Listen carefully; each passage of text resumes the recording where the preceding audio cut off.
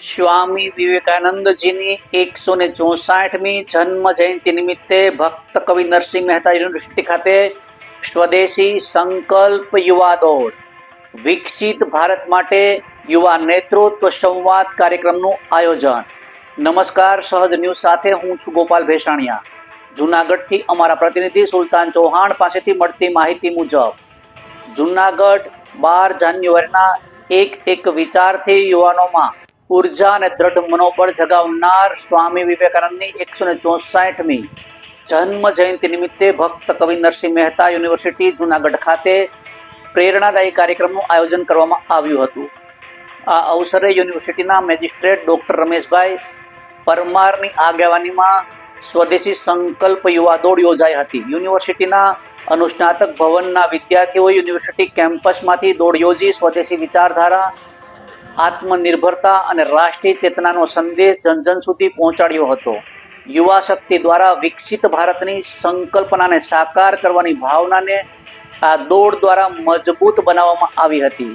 આ પ્રસંગે આયોજિત વિકસિત ભારત યુવા નેતૃત્વ સંવાદ કાર્યક્રમમાં કુલપતિ ડોક્ટર પ્રતાપસિંહજી ચૌહાણે પ્રેરક સંબોધન કરતા જણાવ્યું હતું કે દેશને બળવાન, પ્રાણવાન અને શ્રદ્ધાવાન યુવાનોની જરૂર છે. ચિંતન કરો, ચિંતા નહીં, હંમેશા નવું વિચારો, નવું કરો. તેમણે ઉમેર્યું હતું કે વ્યક્તિના વિકાસથી જ રાષ્ટ્રનું નિર્માણ શક્ય છે. આજના સમયમાં વ્યક્તિ નિર્માણનું અભિયાન અત્યંત મહત્વનું છે. કુલપતિશ્રીએ સ્વામી વિવેકાનંદજીના જીવન સંદેશને ઉજાગર કરતા કહ્યું હતું કે સચ્ચાઈ, પ્રામાણિકતા, ચારિત્ર્ય અને નિસ્વાર્થતા જીવનની અસાધારણ સફળતાનું મૂળ છે. હંમેશા વિસ્તાર પામે છે. સંકુચિતતા એ મૃત્યુ છે જેવા વિચારો યુવાનોના જીવનમાં આત્મસાત કરવા તેમણે આહ્વાન કર્યું હતું.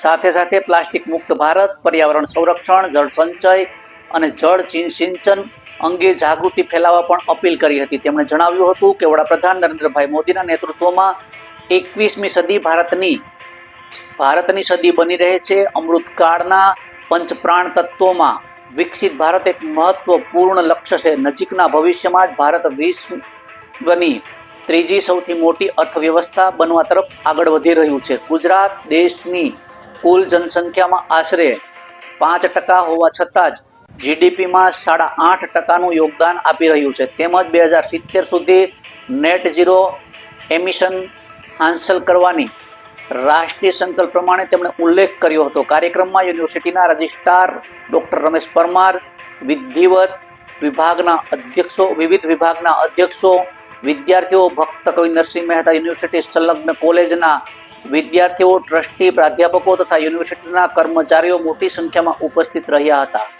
આ કાર્યક્રમને સફળ બનાવવા NSLના કોઓર્ડિનેટર ડોક્ટર પરાગ દેવાણી, રમતગમત વિભાગ સેલના સલીમભાઈ શીડા, નીરવ કરડાણી તથા પ્રોજેક્ટ પ્રોફેસર જયરાજસિંહ ઝાલાએ મહત્વપૂર્ણ જહેમત ઉઠાવી હતી. રિપોર્ટર સુલતાન ચૌહાણ, સહજ ન્યૂઝ, જૂનાગઢ.